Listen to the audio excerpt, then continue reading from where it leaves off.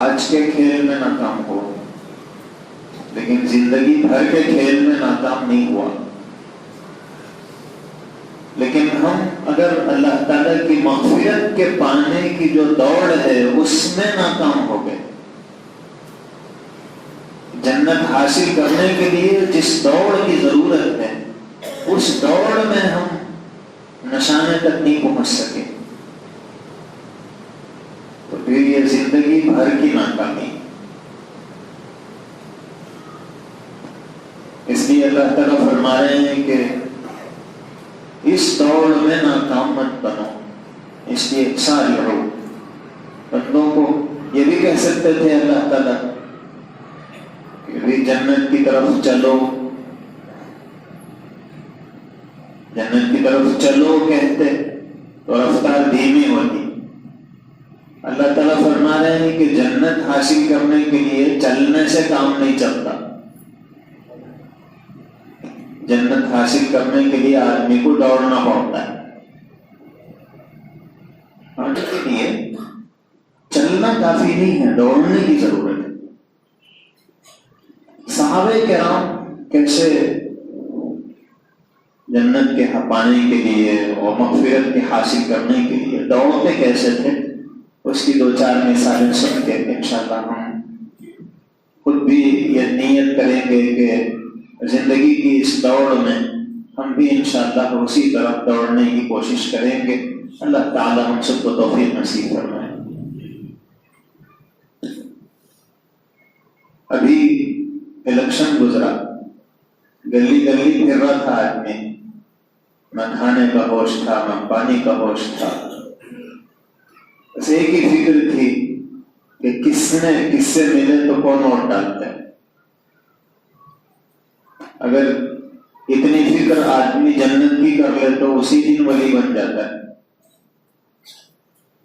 اتنی فکر کے بعد بھی بہت سے کونسلر نہیں بن سکے، لیکن اتنی فکر اگر اللہ کو راضی کرنے کی ہو جائے تو پھر آدمی تو جنت کو پا لیتا ہے۔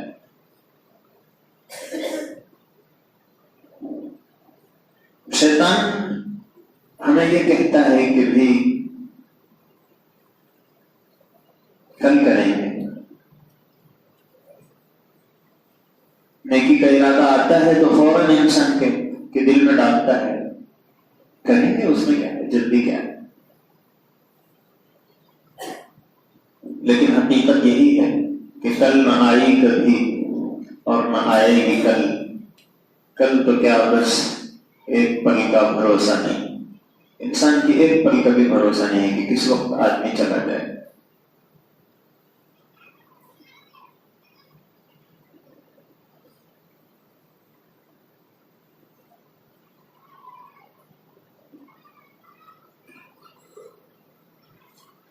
حضرت عمر فاروق رضی اللہ عنہ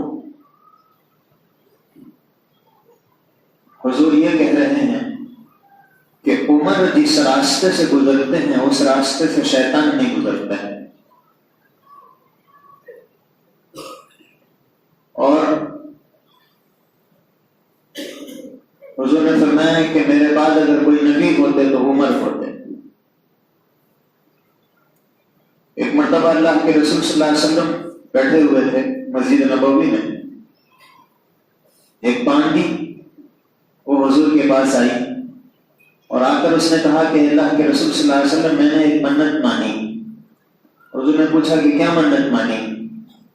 اس نے بھی عجیب منت مانی تھی، اس نے کہا کہ میں نے یہ منت مانی ہے کہ میں وہ دف رہتا آپ کے سر پہ رکھ کے بجاؤں گی۔ اب یہ بھی کوئی منت ہے؟ یہ منت آپ منت مانگ لیے میں 10 مرتبہ گھر کے چھت پہ چڑھ کے اتروں گا، یہ کوئی منت نہیں ہے۔ منت ہوتی ہے اتنا صدقہ کروں گا، اتنی نمازیں پڑھوں گا، اتنے روزے رکھوں گا، عبادات مقصودہ کی منت ہوتی ہے۔ عبادات مقصودہ کا مطلب ہے وہ خاص عبادتیں جن کو اللہ نے بحیثیت عبادت کے مستقل بنایا ہے، اور عبادات غیر مقصودہ جو ہیں، جو اصل مقصود نہیں ہیں، ان ان کی منت بھی نہیں مانگ سکتے. وضو ہے عبادت، لیکن کوئی منت نہیں مانگ سکتا کہ میرا کام ہو گیا تو 50 مرتبہ وضو کر دو. بلکہ اگر وضو کرنے بیٹھ گئے آپ 50 مرتبہ، گھر کے لوگ دیکھے تو کیا ہوا، اس کو کچھ فٹنگ لوز تو نہیں ہو گئی. اس لیے کہ 20 رکعت نماز پڑھ رہا تو اچھا کام کر رہا ہوتے. آپ وضو کریں پھر اسٹارٹ، پھر ختم ہوتے پھر اسٹارٹ کرے تو گھر کے لوگ ہوتے کیا ہوا، ابھی کر رہا تھا پھر کر رہا تھا. تو اس کی منت نہیں مانگ سکتے کہ 10 مرتبہ وضو کروں گا، 50 مرتبہ وضو کروں گا. اب یہ جو دف بجانا یہ بھی کوئی عبادت نہیں ہے، لیکن اس نے منت مانگ لی. تو حضور یہ کہہ سکتے تھے کہ تم جو منت مانے وہ منت ہی صحیح نہیں ہے. جواب تو یہی صحیح تھا، لیکن حضور اکرم صلی اللہ علیہ وسلم نے سوچا کہ یہ باندی غلام جو ہیں ان کی حیثیت ماحول میں بہت گری ہوئی ہے، ان کو کوئی عزت ہی حاصل نہیں. یہ خود بھی سوچتے ہیں کہ اللہ ہم کو کیوں باندی اور غلام بنا دیے. تو بالکل ماحول کے پچھڑے ہوئے لوگ جن کی کوئی حیثیت نہیں، کوئی عزت نہیں، کوئی ان کی سنتا نہیں، سب ان کو سناتے ہیں. ان کا جو مالک ہے وہ جو کہے گا وہ کرنا ہے. تو حضور نے یہ سوچا کہ بھی اس غریب کا دل رکھیں گے. یہ منت ہے نہیں، نہ منت پورا کرنا ہے، مگر اب وہ اتنی محبت کے ساتھ، اس کو کیا معلوم کہ یہ منت کا طریقہ نہیں ہوتا اور میری جو منت ہے وہ منت ہی نہیں، وہ کوئی کسی ادارے کی فارغ التحصیل تھوڑی تھی، وہ تو پانی تھی، اس کو تو علم کا بھی پتہ نہیں تھا.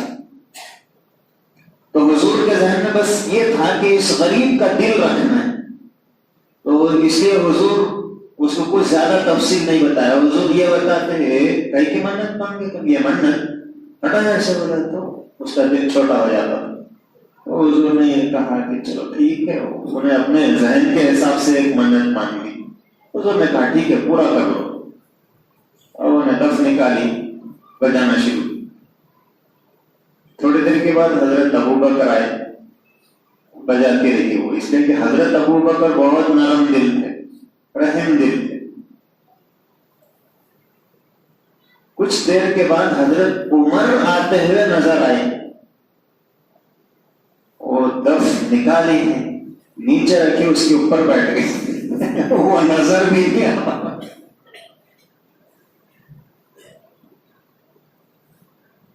جب حضرت عمر آ گئے، حضرت عمر کو نہیں معلوم کیا ہو رہا تھا. حضور اکرم صلی اللہ علیہ وسلم نے حضرت عمر سے کہا کہ عمر، میں بیٹھا ہوا تھا، شیطان تھا. ابو بکر آئے مگر شیطان پھر بھی تھا، تم آتے ہی شیطان بھاگ گیا. تو حضرت عمر رضی اللہ عنہ کو اللہ تعالیٰ نے ایسی خوبیاں عطا فرمائی تھیں. اور یہ مطلب نہیں ہے کہ حضرت عمر کا درجہ بڑا ہے. حضرت عمر کا درجہ نہ حضور سے بڑا ہے، نہ حضرت ابو بکر سے بڑا ہے. مگر لوگ بچے بولتے ہیں نا،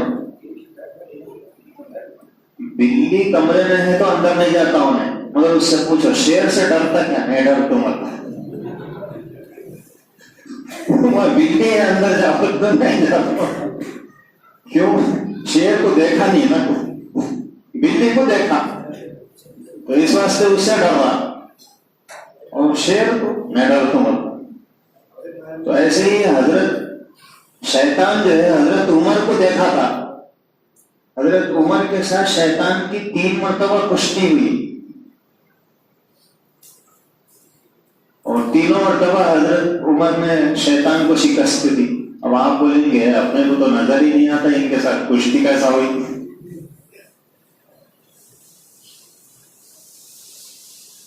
حضرت ابو ہریرہ رضی اللہ عنہ کئی مرتبہ اس کو پکڑ عاجزی کر کے چھڑا کے گیا.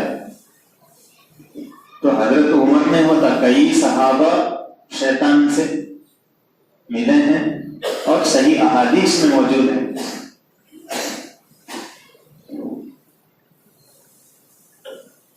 اس واسطے وہ حضرت عمر سے ڈرتا تھا، ان سے نہیں جیت سکتے. نظر آئے تو دوسرے راستہ ہے.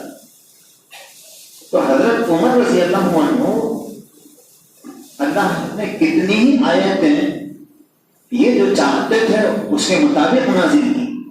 حضرت عمر کے دل میں آیا ایسا ہونا، اللہ نے آیتیں نازل کری کہ ایسے ہی کرو. یہ جو طواف کرنے کے بعد مقام ابراہیم کے پیچھے 2 رکعت نماز پڑھتے ہیں، حضرت ابراہیم کے پیروں کے نشانات کے پیچھے، تو یہ پہلے سے نہیں پڑھتے ہیں. حضرت عمر نے ایک مرتبہ سوچا کہ یہ حضرت ابراہیم علیہ السلام کے پیروں کے نشانات ہیں، ایک نبی کی یادیں اس سے وابستہ ہیں، اور استعمال کچھ نہیں ہے، بس رکھا ہوا ہے. لیکن حضرت عمر فاروق رضی اللہ عنہ کے ذہن میں آیا کہ اللہ تعالیٰ اس کو نماز کی جگہ بنا دینا کہ یہاں کھڑے رہ کے نماز پڑھو، تو کم از کم اس یادگار کے پاس ایک عبادت شروع ہو جاتی. تو اللہ نے آیت نازل کی وَاتَّخِذُوا مِن مَقَامِ إِبْرَاهِيمَ مُصَلًّى، کہ بھی مقام ابراہیم کو نماز پڑھنے کی جگہ بناؤ. تو جب سے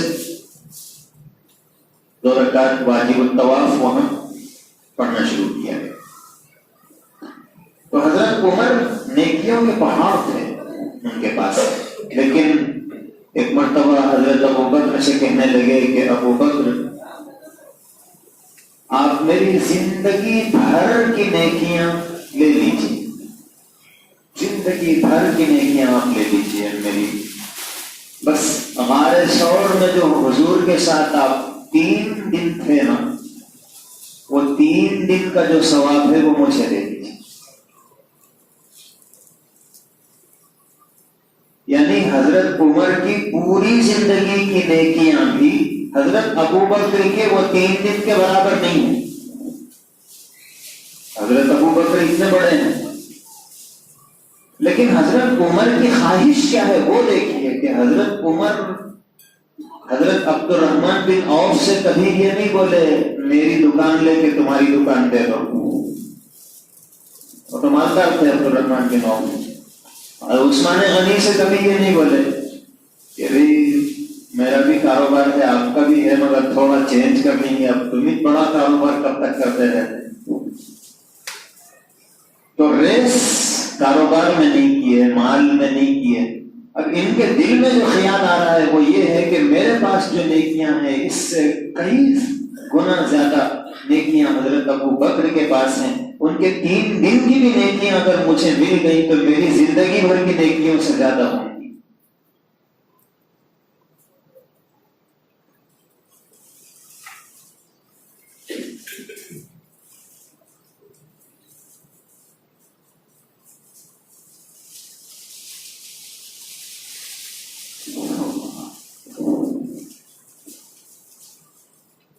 اس واسطے اللہ کے رسول صلی اللہ علیہ وسلم فرماتے ہیں بادروا بالاعمال، کہ بھئی اعمال میں جلدی کرو، اس میں تاخیر مت کرو. فتكون كقطع الليل المظلم، ایک وقت آئے گا یہ جو زندگی ہے یہ رات کے اندھیرے ٹکڑوں کی طرح ہے. رات جیسے ہی شروع ہوتی ہے تو روشنی مکس رہتی ہے اندھیرے میں، روشنی بھی رہتی ہے اندھیرا بھی آیا. اگر آپ نے یہ سوچا اس کے بعد روشنی اور کم ہوتی، اندھیرا اور بڑھتا، جیسے جیسے 1 منٹ گزر رہا ہے رات کا، تو شروع جو رات تھی تو اس میں اجالا زیادہ تھا، اور جیسے جیسے ٹائم بڑھ رہا ہے تو اندھیرا بڑھتا ہے، اجالا نہیں بڑھتا ہے. اللہ کے رسول صلی اللہ علیہ وسلم فرماتے ہیں کہ زندگی کا بھی یہی حال ہے کہ ابھی تمہارے پاس جتنی فرصت ہے کل کے دن اتنی فرصت رہنے والی نہیں ہے. آج تم بچے ہیں کل تمہارے بچے رہیں گے. آج تم ایک بچے کے باپ ہیں کل 2 بچوں کے باپ رہیں گے. بچوں کے باپ سے آگے بڑھو گے تو پھر اب بچے ہی نہیں ہیں، بچوں کے بھی بچے ہیں. اور اپنے بچے رہے تو آپ گود میں لیے بھی تو چلتا تھا, نہیں لیے بھی تو چلتا تھا, مگر پوترے کو اور نواسوں کو تو لینا پڑتا ہے. مصروفیت بڑھ جاتی.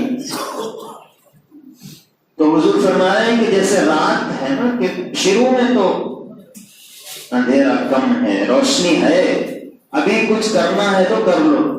قطع اللیل المظلم, اندھیری رات کے ٹکڑوں کی طرح, کہ بس ہر آنے والا ٹکڑا وہ پچھلے ٹکڑے سے زیادہ گہرا ہوگا اور زیادہ اندھیرا ہوگا اس میں, اور اس میں تم کوئی کام نہیں کر سکو گے جو روشنی میں کیا جا سکتا ہے. حضور نے مثال دے کر بتایا کہ زندگی بالکل ایسی ہی ہے. ہر آنے والا دن, ہر آنے والا سال یہ اپنے ساتھ بے شمار مصروفیتیں لے کر آتا ہے. آدمی کے پاس پھر ٹائم نہیں رہتا ہے. حضور فرماتے ہیں اس سے پہلے میں ایک کام کر لوں. ہمارے کتنے ہی جاننے والوں میں ایسے لوگ ہیں جو شاید کاروبار شروع کیے تھے کہ بھئی تھوڑا اچھا کھانے پینے میں سہولت ہو جانا ہے, تھوڑے پیسوں سے کیا ہوتا, تو اس نیت سے کاروبار شروع کرتا آدمی. اس کے بعد کاروبار بڑھ جاتا تو جس کے لیے کاروبار کر رہا تھا اس کے لیے ٹائم نہیں رہتا اس کے پاس. اب کھانے کے واسطے ٹائم نہیں رہتا اس کے پاس. کسٹمر اتنے زیادہ ہیں کہ اب گھر سے ٹفن آتا, وہ ٹفن رکھا ہوا ہے. صبح ناشتہ بھی لائٹ کر کے آئے تھے اور دوپہر کا کھانا 4 بجے کھا رہے. تو جس کے لیے محنت کر رہا تھا اس کے لیے بھی ٹائم نہیں رہتا. اتنی مصروفیت آدمی کے پاس پہنچ جاتی ہے دن گزرتے گزرتے. اس لیے اللہ نے ہم لوگوں کو بھی یہ زندگی عطا فرمائی ہے اور یہ بہت تیزی سے گزر رہی ہے, اور ہر آنے والا دن مصروفیتوں کے ساتھ آنے والا ہے. اس لیے ہمیں چاہیے کہ ہم اب اللہ کی مغفرت کو پانے کے لیے, جنت کے حصول کے لیے ہمیں دوڑ لگانا. لیکن ظاہر ہے کہ یہ دوڑ آدمی اکیلا نہیں لگا سکتا ہے. اس کے لیے کچھ ساتھی چاہیے جن کے ساتھ مل کے وہ اس دوڑ میں اپنے آپ کو چلا سکے. تو یہ جو دینی دوستی کا پروگرام ہے, یہ بس اس کا ایک ہی مقصد ہے کہ دوڑنا تو ہے ہم کو, لیکن اکیلے نہیں دوڑ سکتے. آپ روڈ اگر خالی ہے اور اکیلے آپ جا رہے ہیں تو بہت لمبی نظر آتی. اور حیدرآباد میں چلو, پورے دیوانے چلتے رہتے وہاں, آپ کئی کلومیٹر چلے جاتے, اتنے کلومیٹر آپ کوریٹنے میں نہیں چلتے اور آپ کو پتہ ہی نہیں چلتا. اور ہم لوگ حج میں دیکھتے عرفات سے مزدلفہ 7 کلومیٹر لمبا ہے راستہ. عرفات ختم ہونے کے بعد مزدلفہ پہنچنے کے لیے 7 کلومیٹر, اور خود مزدلفہ کا جو میدان ہے وہ 7 کلومیٹر, تو 14 کلومیٹر. اور اتنا چلا تو آدمی میٹ پلی سے آگے چلے جاتا. اب یہاں آپ بولیے تھوڑا میٹ پلی پیدل جا کے آئیے, صبح اوپر سے نیچے تک دیکھتا ہوں تو کیا ہو گئی.